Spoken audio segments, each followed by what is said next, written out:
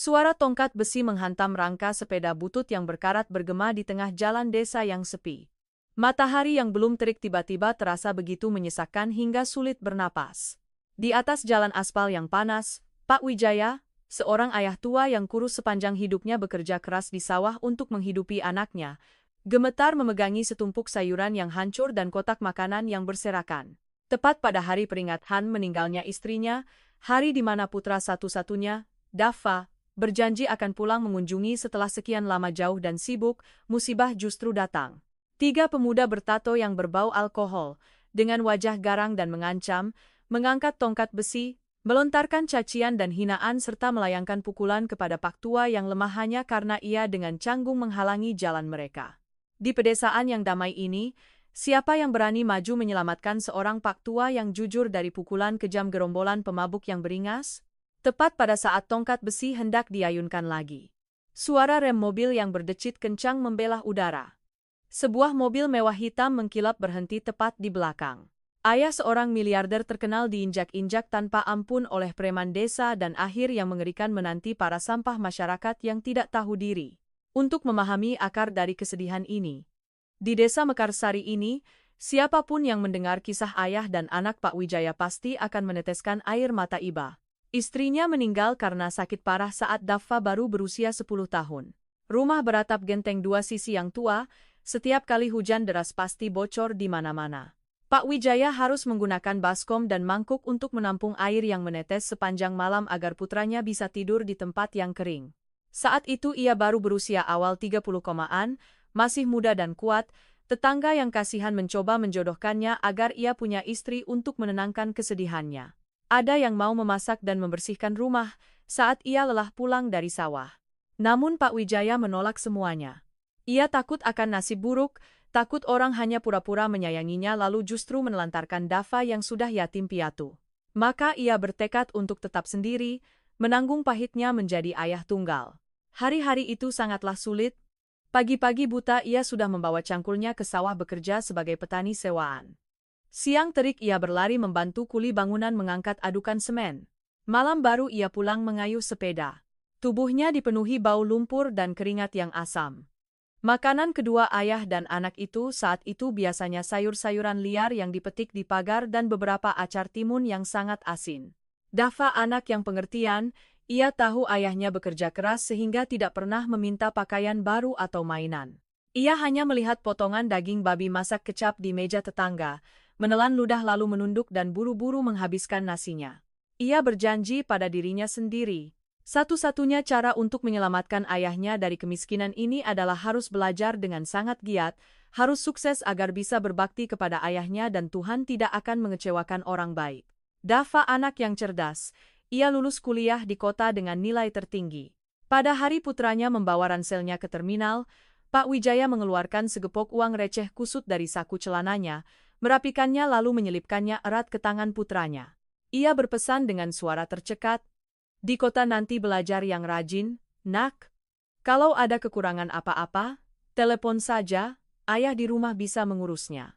Dava pergi ke kota, sambil kuliah ia juga bekerja paruh waktu mengangkat barang, mencuci piring, menyebarkan brosur di tengah teriknya siang musim panas. Setelah lulus, di tengah kesulitannya mencari pekerjaan, berkat sifat rajin dan jujur yang ia warisi dari ayahnya yang petani, ia beruntung bertemu dengan seorang direktur perusahaan ekspor besar. Menghargai bakat dan semangat berjuang pemuda miskin itu, orang baik hati itu dengan tulus membimbing dan menyerahkan proyek-proyek penting kepada Dava. 10 tahun berjuang di dunia bisnis, merasakan berbagai pasang surut, Dava kini adalah seorang miliarder berusia 32 tahun, memegang kendali atas kerajaan bisnis miliaran rupiah, mengekspor barang ke seluruh dunia. Ia membeli mobil mewah, membangun villa, berkuasa atas ratusan karyawan. Namun di balik setelan jas yang mengilap itu, miliarder muda itu selalu menyimpan kegelisahan, rasa sakit di hati ketika menyadari bahwa pusaran uang telah membawanya terlalu jauh, sehingga makan malam bersama ayah tuanya di kampung semakin jarang. Kali ini setelah perjalanan dinas panjang di luar negeri, Dava memutuskan untuk mengabaikan semua jadwal mitra. Ia mengangkat telepon dan menelepon pulang. Suaranya melalui sambungan telepon sedikit tercekat. "Ayah, 2 hari lagi peringatan meninggalnya ibu. Aku akan pulang ke rumah bersama ayah beberapa hari. Aku sangat merindukan masakan ayah. Di ujung sana, tangan Pak Wijaya gemetar memegang ponsel jadul, mata tuanya yang keriput meneteskan air mata bahagia. Ia tersenyum ompong dengan canggung menjawab, "Ayah menunggu, kamu pulang saja dengan santai, rumah masih besar, ayah sehat-sehat saja." Malam itu, Pak Wijaya tidak bisa tidur. Pukul 4 pagi. Saat kabut masih menyelimuti depan gang, suara kokok ayam di ujung desa, ia sudah dengan pelan bangun. Tahun lalu, Dava mengirim uang untuk membangunkan villa terbesar di kecamatan untuknya, pintu terkunci rapat, fasilitas lengkap.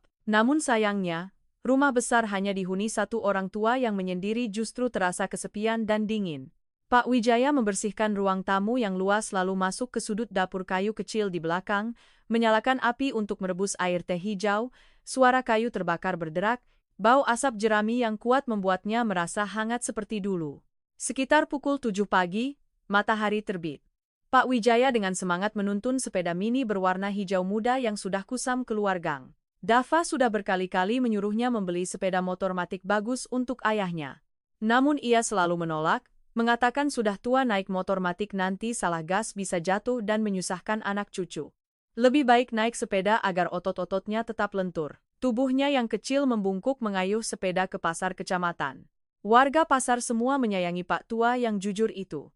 Begitu melihatnya datang, mereka langsung menyapa dengan ramah. Ia langsung menuju lapak daging babi langganan. Ia berpesan dengan teliti kepada penjual daging agar memotongkan sepotong daging sandung lamur yang sangat enak untuk dimasak daging masak kecap dengan telur puyuh. Ia ingat betul ini adalah hidangan yang paling diinginkan Dava saat kecil. Lalu ia mampir ke lapak ikan memilih seekor ikan gabus besar yang masih segar untuk dimasak sayur asam belimbing siang nanti. Ia dengan hati-hati membeli seikat bunga krisan segar untuk nanti diletakkan di altar istrinya. Membawa keranjang belanjaan yang berat di tangan, wajah sang ayah yang kusam karena kerasnya hidup tampak berseri-seri. Ia sambil mengayuh sepeda dan menghitung, nanti pulang harus menyalakan kompor kayu untuk merebus daging sampai empuk, memasak sayur yang manis. Dava pulang dari perjalanan jauh pasti lelah, kalau menyeruput sayur dan makan daging pasti senang sekali. Memikirkan senyum putranya, Pak Wijaya tersenyum sendiri. Kakinya mengayuh sepeda di jalan aspal tiba-tiba terasa ringan. Namun Pak Wijaya mana tahu bahwa tepat di belakangnya, suara deru gas sepeda motor gerombolan preman mabuk sedang melaju seperti pusaran yang kejam.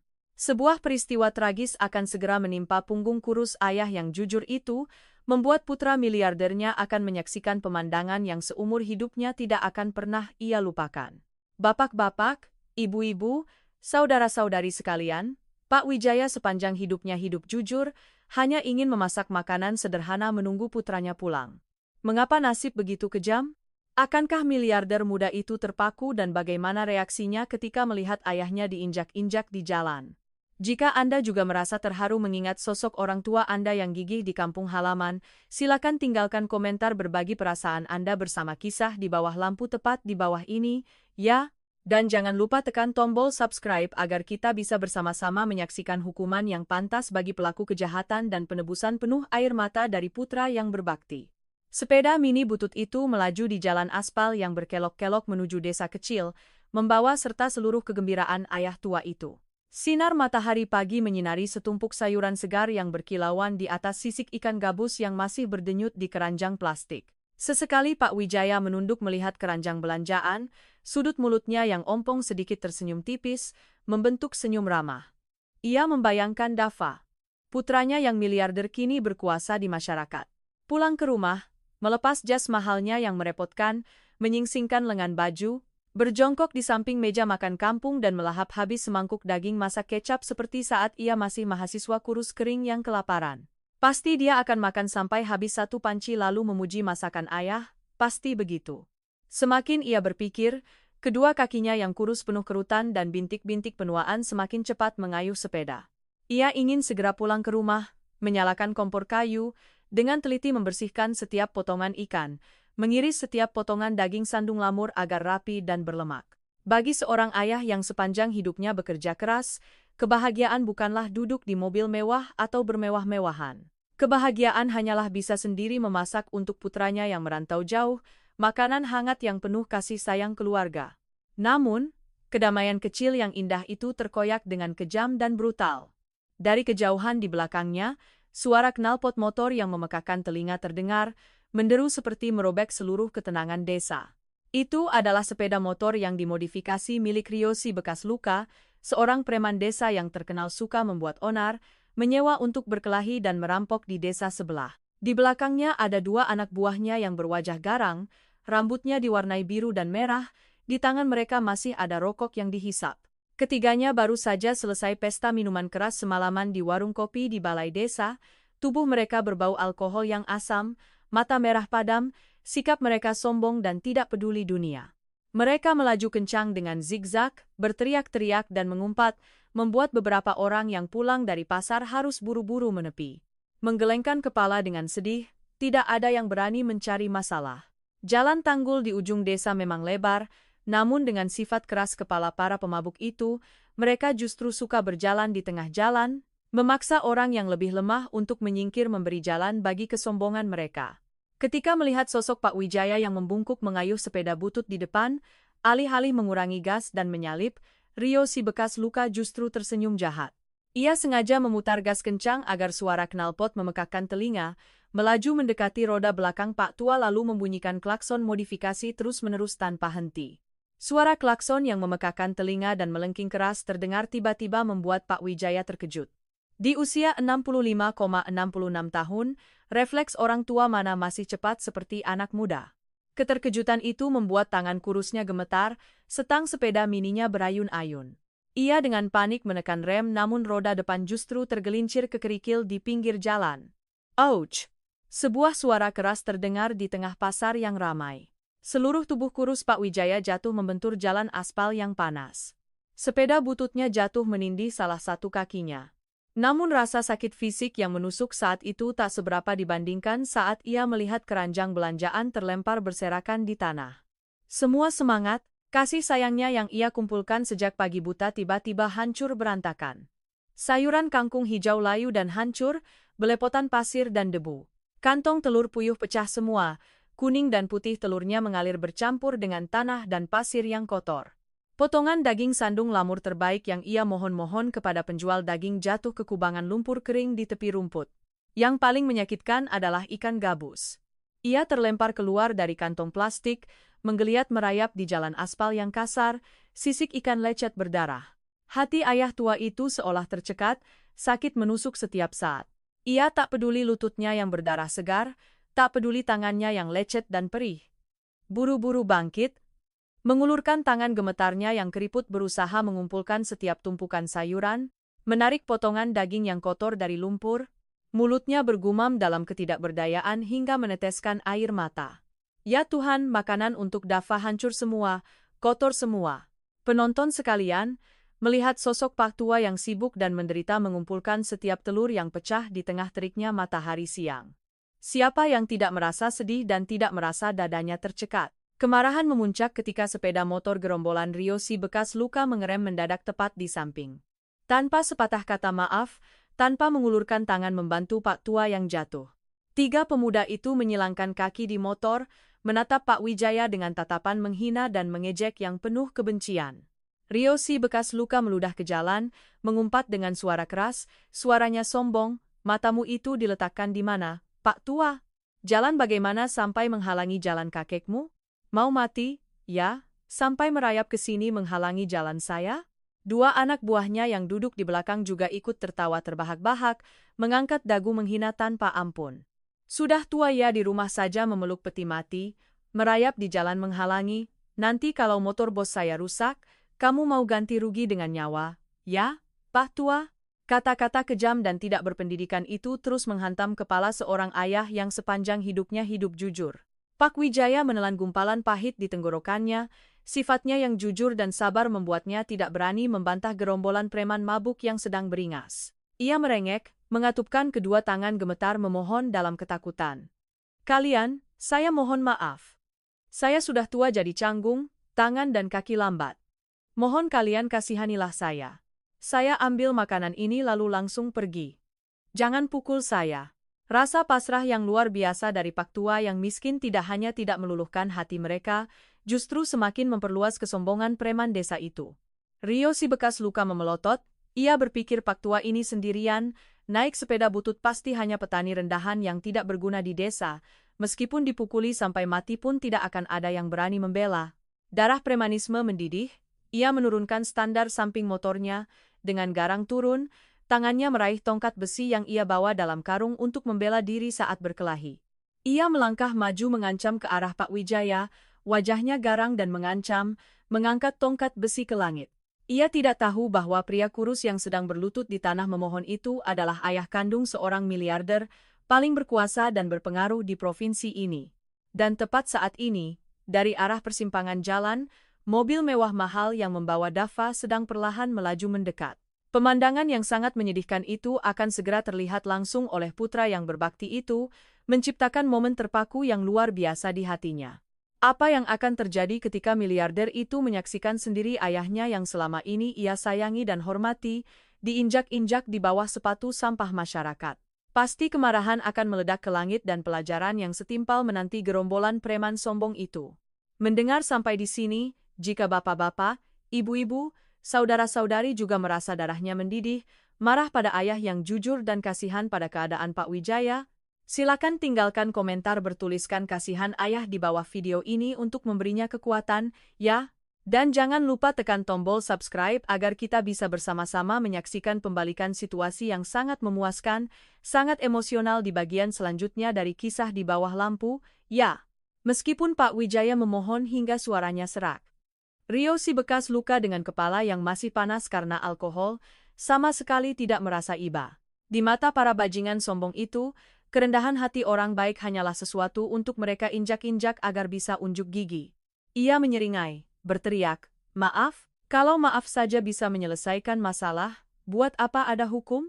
Hari ini kakekmu sialan baru saja menabrak motorku yang jelek ini.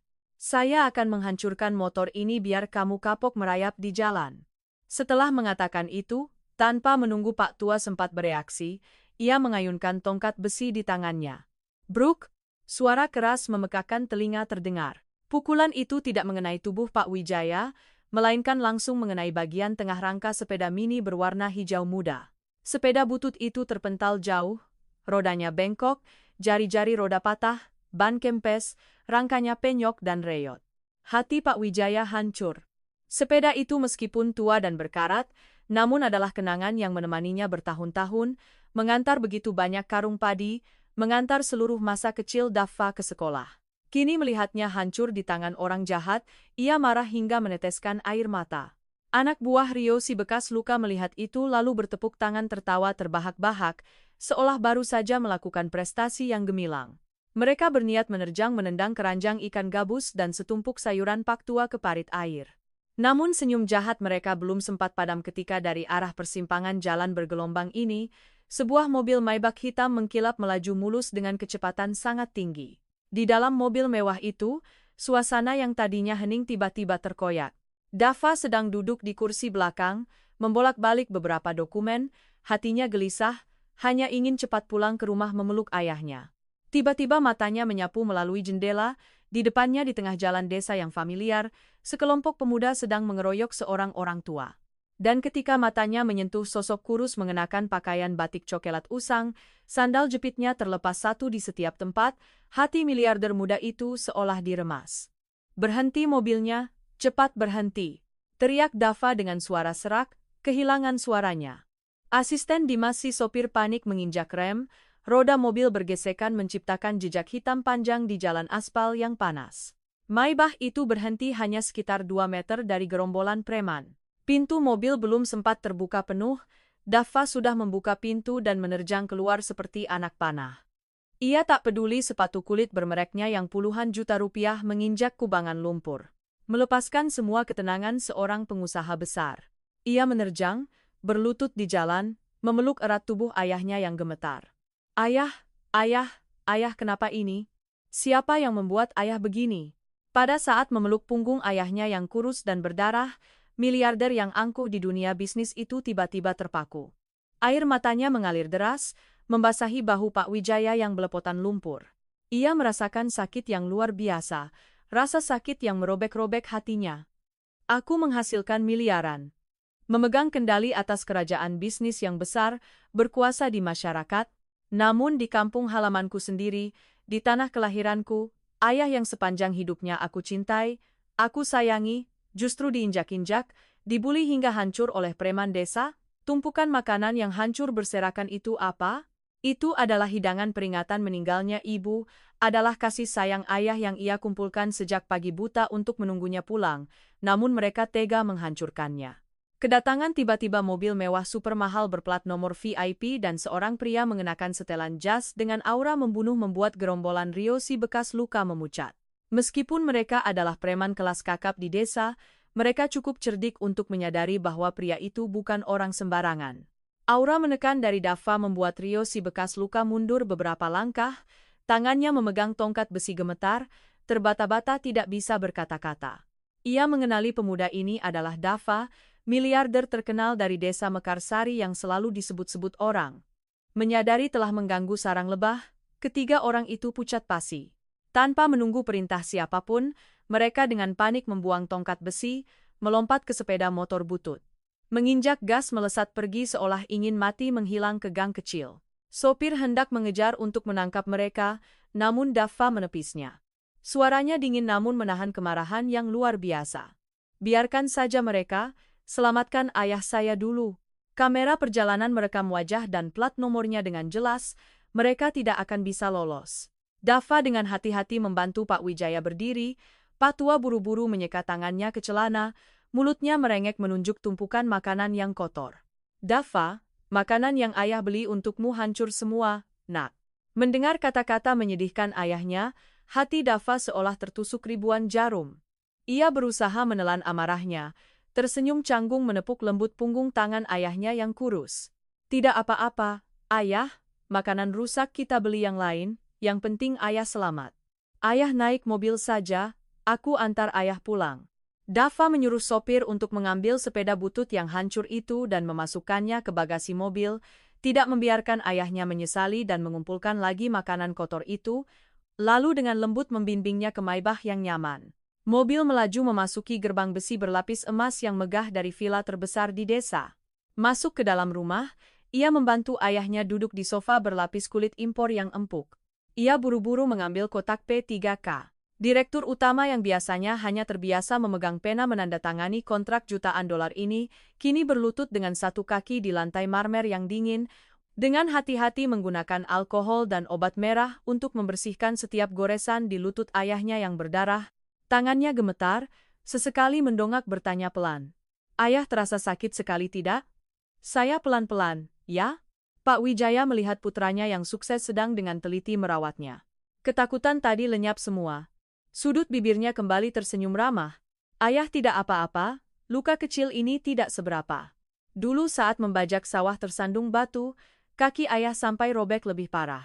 Setelah mengoleskan obat untuk ayahnya, Dava berdiri melihat sekeliling rumah.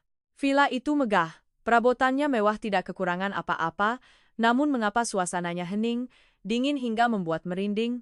Hanya ada suara TV yang berbunyi teratur tanpa jiwa dan langkah kaki Pak Wijaya yang menyeret-nyeret. Dava tiba-tiba tersadar. Selama ini ia berpikir ia mengirimkan banyak uang untuk membangunkan villa terbesar untuk ayahnya, membeli perabot paling mahal sudah memenuhi kewajiban bakti. Namun ia tidak tahu bahwa yang dibutuhkan orang tua bukanlah hidangan mewah atau rumah besar dengan pintu tinggi, melainkan kehangatan keluarga, tawa anak cucu. Ia membelikan ayahnya kenyamanan namun tanpa sadar telah mengurungnya dalam kesepian dan kehampaan. Dava menarik napas dalam-dalam, menyingkirkan pikiran-pikiran berat. Ia mengeluarkan berbagai macam makanan mewah dan suplemen mahal yang ia bawa dari luar negeri dari mobil. Namun melihat tatapan menyesal ayahnya saat menyebutkan masakan daging masak kecap dengan petis, ia segera melepas jasnya yang bermerek dan menyampirkannya di kursi, menyingsingkan lengan ke mejanya. Dava menyuruh sopir untuk segera pergi ke pasar membeli kembali persis hidangan yang Pak Wijaya jatuhkan. Siang itu, di dapur kecil di belakang villa miliarder, api kayu kembali berkobar berderak, asap dapur yang pedas menusuk mata, membuat kedua ayah dan anak itu terbatuk-batuk, namun mereka tertawa riang di salah satu sudut kebun. Dava dengan canggung mengiris daging, tangan dan kakinya canggung seperti mahasiswa yang baru belajar memasak. Sementara Pak Wijaya memegang tongkatnya, berdiri di samping mengarahkan cara membumbui agar rasanya pas. Makanan peringatan meninggalnya ibu tahun ini lebih lambat dari biasanya, tidak ada makanan mewah, hanya ada semangkuk sayur asam ikan gabus yang manis dan segar. Sepiring daging sandung lamur masak kecap dengan telur puyuh yang pekat dan mengepulkan asap. Kedua ayah dan anak itu menyalakan dupa di altar ibunya lalu duduk di tikar bunga di tengah rumah, sambil makan mereka mengenang kisah masa lalu yang miskin. Perasaan hangat dan damai kasih sayang keluarga perlahan menyembuhkan luka fisik dan mental Pak Wijaya. Namun di mata dalam miliarder muda itu, api kemarahan masih menyala. Melihat luka bengkak di kaki ayahnya, Dava diam-diam mengepalkan tinjunya. Ia adalah orang terpelajar, tidak pernah menggunakan kekerasan untuk menyelesaikan masalah, namun sampah masyarakat itu harus membayar harga atas tindakan sembrono mereka. Siapapun yang menyebarkan penderitaan kepada orang yang lemah pasti akan mendapatkan pelajaran yang tak terlupakan. Keesokan paginya, ketika kokok ayam pertama di desa baru saja terdengar samar, embun pagi masih menempel lebat di daun-daun pisang di kebun, Dava sudah bangun. Semalam, ia berbaring gelisah di kamar tidur yang luas di villa, mendengar suara batuk ayahnya dari kamar sebelah, hati miliarder muda itu dipenuhi berbagai pikiran. Ia menyadari bahwa berbakti kepada ayah bukanlah memberinya tumpukan uang atau mengurungnya di rumah mewah, melainkan memberinya kedamaian, kenyamanan, dan kehangatan kebersamaan. Berpikir, Dava buru-buru mengenakan baju, sendiri menyetir mobil langsung ke pusat kecamatan saat toko-toko baru saja mulai buka. Beberapa jam kemudian, ia kembali. Di belakang mobil pickup perusahaan membawa sepeda motor cup 50cc berwarna hijau giok baru. Mendengar suara mesin motor di luar gang, Pak Wijaya dengan perlahan memegang tongkatnya dan keluar. Melihat putranya dengan susah payah menuntun sepeda motor pendek itu ke halaman, Pak Tua terbelalak kaget. Dava menyeka keringat di dahinya, tersenyum cerah memamerkan kepada ayahnya. Sepeda ayah sudah rusak, aku belikan ayah yang ini. Ini motor 50cc yang ringan. Ayah bisa duduk dengan nyaman menjejakkan kaki ke tanah, berjalan pelan-pelan tidak perlu khawatir salah gas seperti motor besar. Ayah mulai sekarang kalau ke pasar atau ke sawah, ayah bisa jalan santai biar tidak sakit lutut. Pak Wijaya mendekat, tangan keriputnya yang kasar mengelus lapisan cat mengkilap sepeda motor baru itu. Matanya berlinang air mata. Ia tidak menyesali sepeda lamanya lagi karena ia merasakan kehalusan, pengertian putranya. Putranya tidak membeli mobil mewah, tidak membeli barang-barang mencolok yang tidak berguna. Ia membeli persis apa yang paling dibutuhkan seorang pak tua dari pedesaan. Namun kejutan belum berhenti di situ. Dava berbalik ke mobil, dengan hati-hati membawa sebuah kandang plastik kecil. Dari dalam kandang terdengar suara gonggongan lembut. Dava membuka kandangnya, seekor anak anjing kampung berbulu kuning gemuk berjalan terhuyung-huyung keluar. Ekornya bergoyang-goyang lalu berlari menyenggol celana sutra Pak Wijaya. Aku belikan ayah seorang teman. Mulai sekarang saat aku pergi bekerja jauh, ada si kuning ini yang menemani ayah di dapur menjaga rumah. Ayah mau memarahi atau curhat dengannya biar tidak kesepian, ya? Dava berkata dengan lembut. Sudut mata Pak Wijaya memerah, senyum ompongnya meredakan semua kerutan pahit di wajahnya. Ia berjongkok menggendong anjing kecil itu ke pangkuannya. Si kuning menjulurkan lidahnya menjilat dagu Pak Tua. Villa besar yang selama ini sepi tiba-tiba dipenuhi suara gonggongan riang dan tawa renyah kedua ayah dan anak itu. Suasana keluarga yang hangat dan suci menyelinap ke setiap sudut rumah. Sementara di rumah dipenuhi penyembuhan yang nyaman. Di tempat lain, badai besar sedang menerjang kepala para bajingan.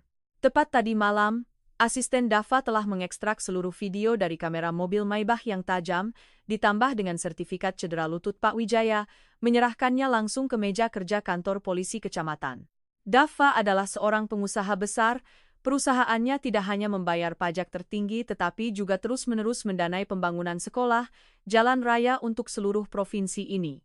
Penipuan terhadap ayah seorang miliarder, seorang dermawan kampung halaman, yang dirusak propertinya di siang bolong oleh gerombolan preman adalah masalah yang sangat serius. Pagi-pagi buta, Rio si bekas luka dan dua anak buahnya masih tergeletak di rumah, memegangi kepala yang sakit parah karena sisa minuman keras semalam. Tiba-tiba suara sirine mobil polisi yang memekakkan telinga terdengar, memecah kesunyian desa. Pintu besi digedor-gedor, 4 petugas polisi berseragam rapi masuk, membacakan surat panggilan mendesak. Ketiga preman desa itu pucat pasi, Kaki tangan mereka lemas, diborgol dan langsung dibawa naik mobil tahanan di bawah tatapan terkejut dan bisikan-bisikan seluruh desa. Di ruang interogasi, awalnya Rio si bekas luka masih membantah, mengatakan bahwa Pak Tua berjalan terhuyung-huyung dan jatuh sendiri ke motornya. Namun ketika kapten polisi dengan dingin memutar layar komputer, menampilkan video tajam yang merekam gambar dan suara saat ia mengayunkan tongkat besi memukuli sepeda butut, mulutnya melontarkan makian dan hinaan, Rio si bekas luka berbusa, keringat dingin membanjiri tubuhnya. Ia semakin ketakutan ketika mengetahui bahwa Pak Tua yang berpakaian lusuh, naik sepeda butut kemarin adalah ayah kandung Direktur Utama Dava. Miliarder berkuasa yang bahkan para gangster di provinsi pun segan padanya. Kejahatan sengaja menyebabkan luka, ditambah dengan kejahatan merusak properti warga, hukuman beberapa tahun penjara sudah membayang di depan mata ketiga pemuda nakal itu. Mereka berlutut di lantai kantor polisi, menangis pilu seperti kehilangan ayah. Memohon agar polisi mengizinkan mereka pergi ke rumah Pak Wijaya untuk meminta maaf, meminta keluarga membuat surat pencabutan tuntutan untuk menyelamatkan hidup mereka. Sore itu, pemandangan yang belum pernah terjadi sebelumnya terjadi di halaman villa Pak Wijaya.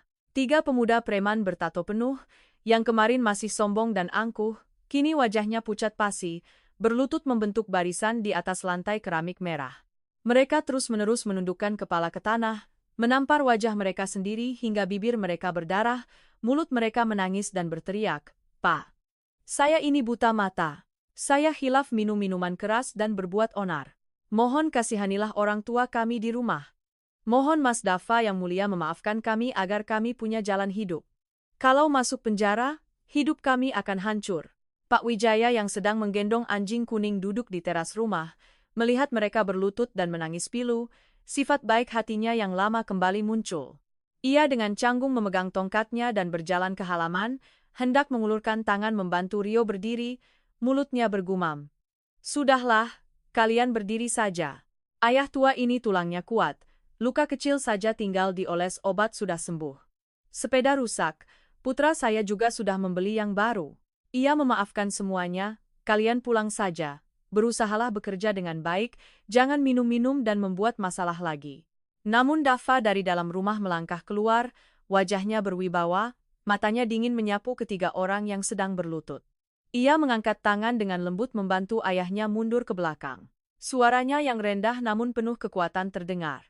"Ayah bisa memaafkan kalian karena ayah saya adalah orang yang pemaaf, tetapi saya tidak. Di dunia ini berbuat salah harus dihukum, menabur apa menuai apa. Hukum punya aturannya sendiri. Kalian merusak properti, menganiaya orang yang lemah, memasukkan kalian ke penjara beberapa tahun itu sangat mudah. Tapi melakukan itu hanya membuang-buang nasi, dan juga tidak akan membantu desa ini." Ketiga pemuda itu gemetar hebat, menahan napas menunggu keputusan dari miliarder itu. Dava bersedekap, dengan tegas menyatakan hukuman.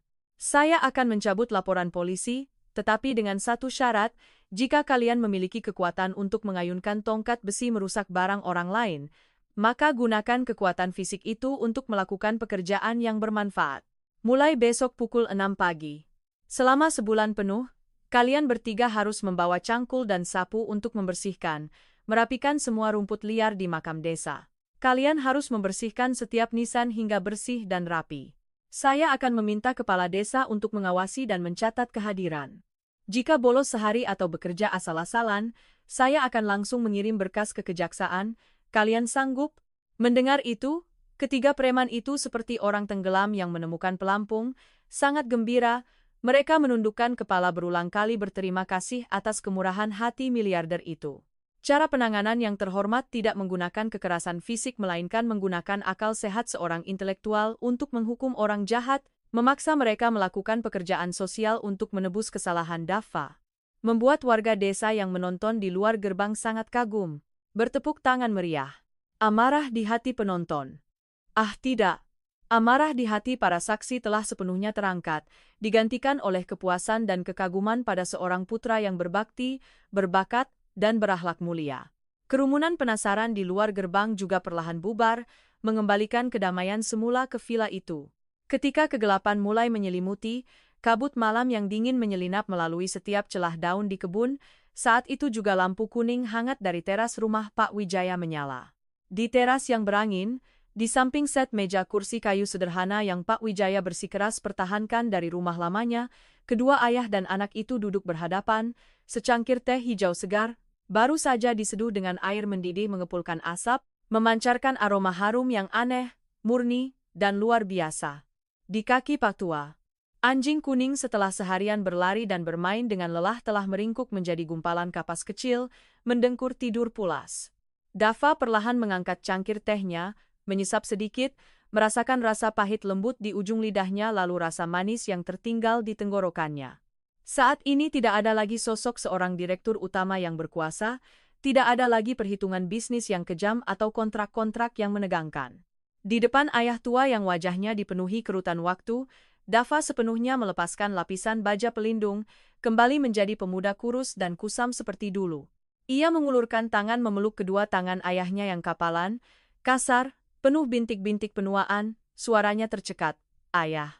Beberapa tahun ini aku terlalu sibuk mencari uang, aku terus berpikir mengirimkan banyak uang untuk ayah. Membangun rumah yang besar akan membuat ayah bahagia. Tapi hari ini melihat ayah jatuh di jalan, melihat makanan yang ayah masak dengan keringat dan air mata ditolak orang, aku baru merasa sangat durhaka. Aku di masyarakat, berkuasa di mana-mana, tapi membiarkan ayah kesepian di rumah, menanggung penindasan orang-orang picik. Aku minta maaf, ayah."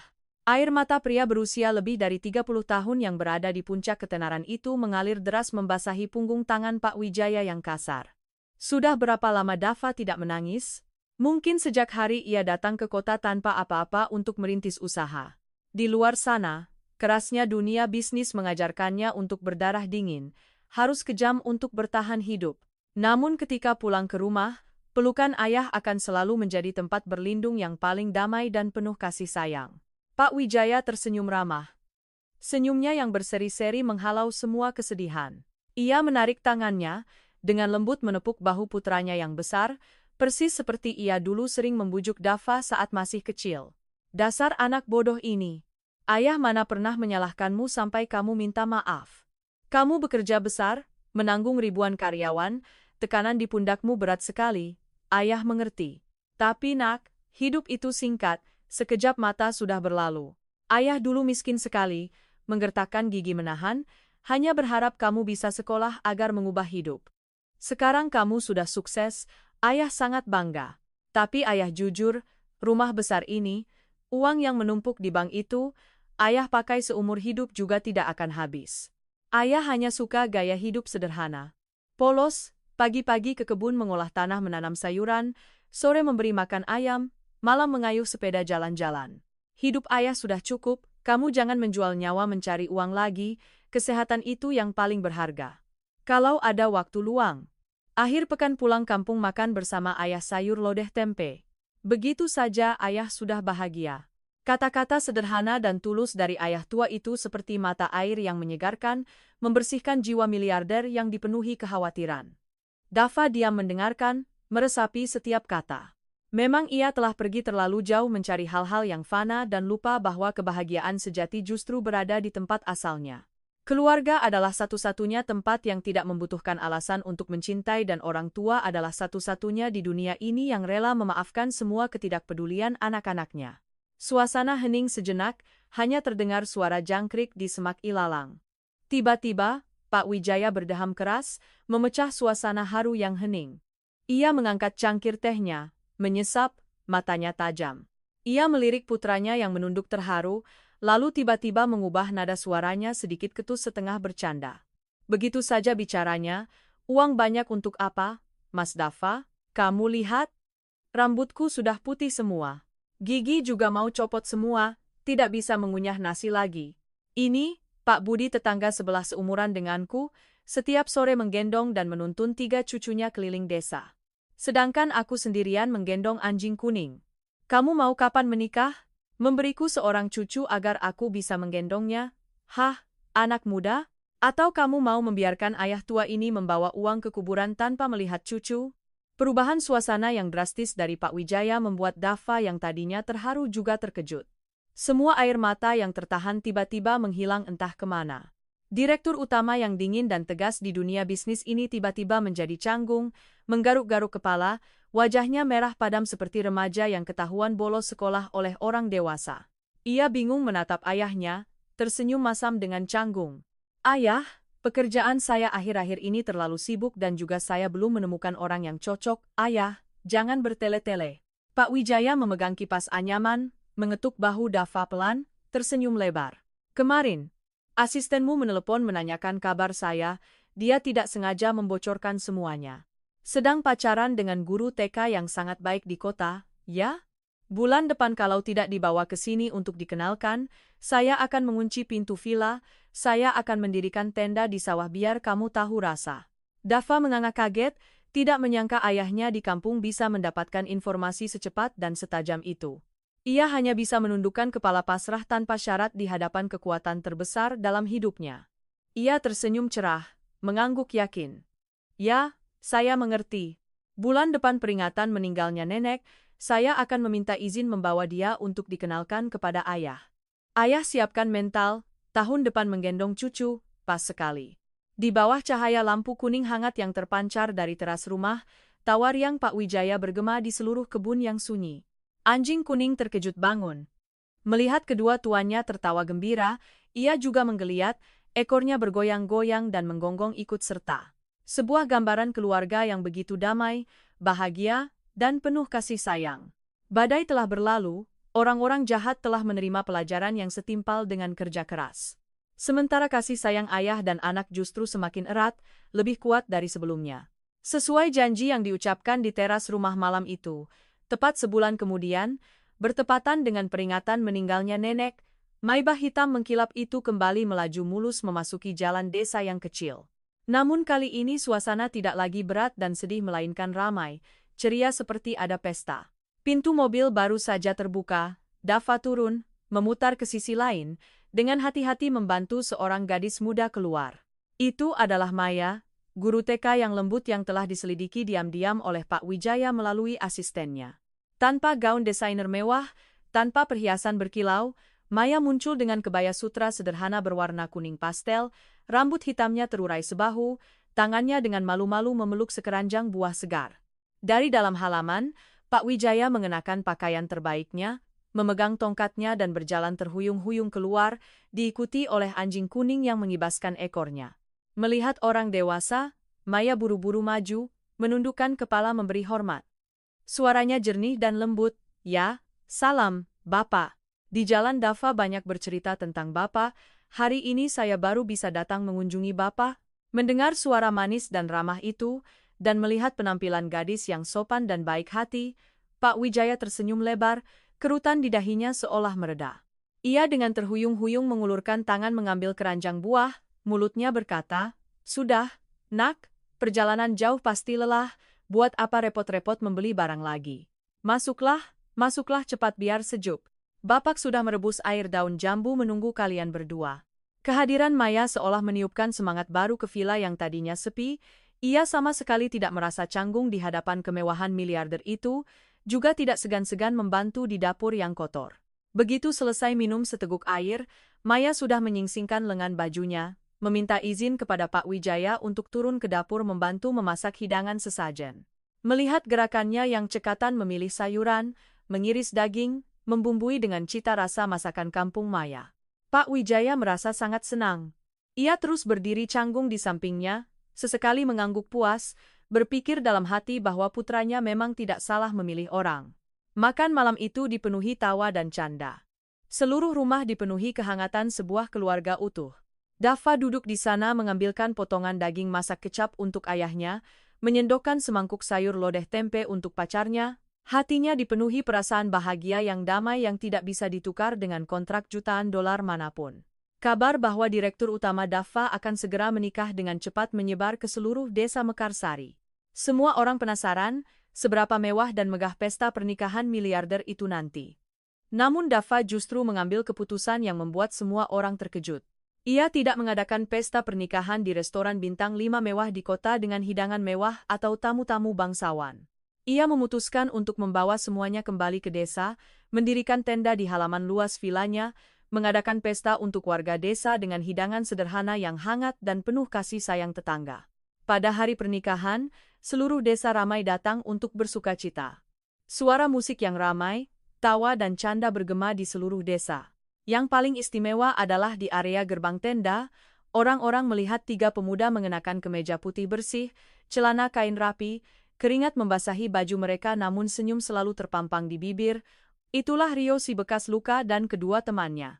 Mereka tidak lagi menunjukkan wajah garang mengayunkan tongkat mengancam orang, melainkan dengan hati-hati dan ramah membungkuk membagikan kue bulan kepada anak-anak. Mulut mereka terus-menerus mengingatkan, hati-hati ya, jangan sampai jatuh. Warga melihat pemandangan itu, semua mengangguk, tersenyum setuju.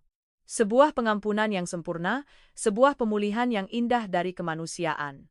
Di sudut halaman balai desa, ada deretan kursi kehormatan yang disediakan untuk para sesepuh desa. Pak Wijaya sedang duduk bersandar di kursi, tangannya memeluk cucu kesayangannya yang bertepuk tangan riang melompat-lompat mengikuti irama tabuhan gendang barongsai. Maya mengenakan kebaya sutra berwarna merah muda.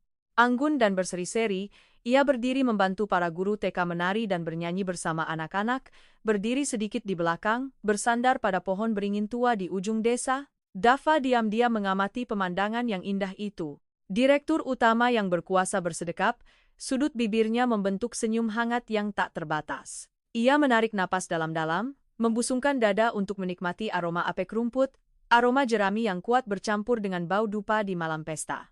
Tiba-tiba sebuah tangan hangat dan keriput menepuk bahu Dafa. Ia berbalik, itu Pak Wijaya. Ia sudah menyerahkan cucunya kepada Maya dan berjalan dengan tongkat mendekati putranya entah sejak kapan. Kedua ayah dan anak itu mendongak menatap langit kampung halaman yang bertaburan jutaan bintang. Ayah sedang memikirkan apa? Dafa bertanya dengan suara lembut. Pak Wijaya mengelus jenggot putihnya, menyipitkan matanya yang keruh, menyapu pandangannya ke seluruh halaman balai desa yang terang benderang lalu perlahan berkata. Suaranya rendah dan hangat seperti suara lonceng. Ayah sedang berpikir, hidup manusia di dunia ini, nama dan keuntungan pada akhirnya akan menjadi seperti awan dan asap yang lenyap. Kamu lihat, dulu keluarga kita miskin sekali, ayah hanya berharap bisa makan kenyang. Sekarang kamu jadi miliarder, uang dan emas penuh berangkas, tapi yang paling membuat ayah senang, paling bahagia sampai akhir hayat bukan kekayaan itu, melainkan melihat kamu tahu hidup dengan baik, tahu berbelas kasih kepada orang yang bersalah, tahu kembali ke akar untuk berbagi, untuk membangun kasih sayang tetangga ini. Kebahagiaan sejati adalah ketika kita bisa membahagiakan orang lain. Nak, Dafa terharu. Ia mengulurkan tangan memeluk bahu ayahnya yang kurus. Pelukan kokoh putranya kini sudah cukup besar untuk melindungi, membela ayahnya yang tua melewati badai terakhir dalam hidupnya. Ya, aku ingat, ayah. Terima kasih, ayah, karena selalu menjadi cahaya penuntun bagiku, mengajarkanku apa arti nilai sejati kehidupan. Semakin malam, embun mulai turun dingin di atas atap genteng yang berlumut. Desa Mekarsari tenggelam dalam tidur yang damai dan manis setelah pesta meriah. Dari jendela villa megah, sebuah lampu kuning hangat masih bersinar redup, memancarkan cahaya lembut ke halaman yang luas. Cahaya lampu itu tidak menyilaukan seperti lampu sorot terang di kota metropolitan, tetapi cukup untuk menghangatkan setiap jiwa yang dingin, cukup untuk mengusir awan gelap kekejaman, kebencian. Itu adalah cahaya kebersamaan, adalah cahaya kasih sayang ayah dan anak yang suci yang tak terputus. Adalah cahaya kemurahan hati, pengampunan, yang siap memberikan kesempatan kedua kepada mereka yang pernah jatuh untuk memulai hidup kembali. Dan di atas segalanya, itu adalah cahaya yang mengingatkan kita semua bahwa meskipun kita berkelana jauh, meskipun kita berada di puncak ketenaran atau sedang berjuang di dasar kehidupan, keluarga, orang tua, dan kampung halaman akan selalu menjadi tempat berlindung yang paling damai, adalah tempat bersandar yang paling kokoh untuk kita kembali. Kisah putra miliarder yang berbakti kepada ayahnya yang tua berakhir di sini, lengkap, mendalam, dan indah seperti mimpi yang menjadi kenyataan di tengah kehidupan. Tidak ada lagi rasa sakit, terpaku, tidak ada lagi air mata kesedihan di jalan desa, melainkan senyum puas orang baik, kebangkitan orang jahat, dan puncaknya nilai-nilai kemanusiaan yang luhur. Semoga bagi siapapun yang telah menemani kisah di bawah lampu hingga baris terakhir ini akan selalu menjaga cahaya hangat di dalam hati mereka untuk menerangi jalan bagi diri sendiri dan menghangatkan orang-orang di sekitar. Karena pada akhirnya, Kasih sayang dan kebaikan adalah satu-satunya aset yang menghasilkan keuntungan saat kita memberikannya. Kegelapan telah menyelimuti, lampu teras rumah Pak Wijaya juga telah menutup kisah kami yang penuh pasang surut namun meninggalkan kehangatan yang tak terbatas hari ini. Bapak-bapak, ibu-ibu, saudara-saudari sekalian, bagaimana perasaan Anda setelah mendengar cerita ini? Adakah momen yang membuat Anda tiba-tiba pedih di sudut mata? Terharu mengingat sosok orang tua Anda yang gigih di kampung halaman yang sedang merindukan anaknya? Atau apakah Anda merasa puas dan setuju dengan cara penanganan yang tegas, namun penuh pengertian dari miliarder muda terhadap preman desa? Silakan luangkan waktu untuk berbagi perasaan Anda dan tinggalkan beberapa baris komentar tepat di bawah ini ya. Kisah di bawah lampu selalu ada di sini menyiapkan secangkir teh hangat untuk menunggu membaca dan memahami setiap curahan hati Anda.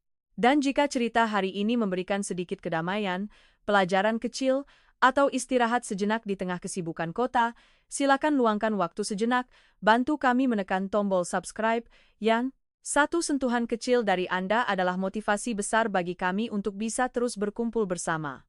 Bersama-sama menangis, tertawa, dan mendengarkan lebih banyak lagi kisah-kisah kemanusiaan yang menyembuhkan di video-video selanjutnya.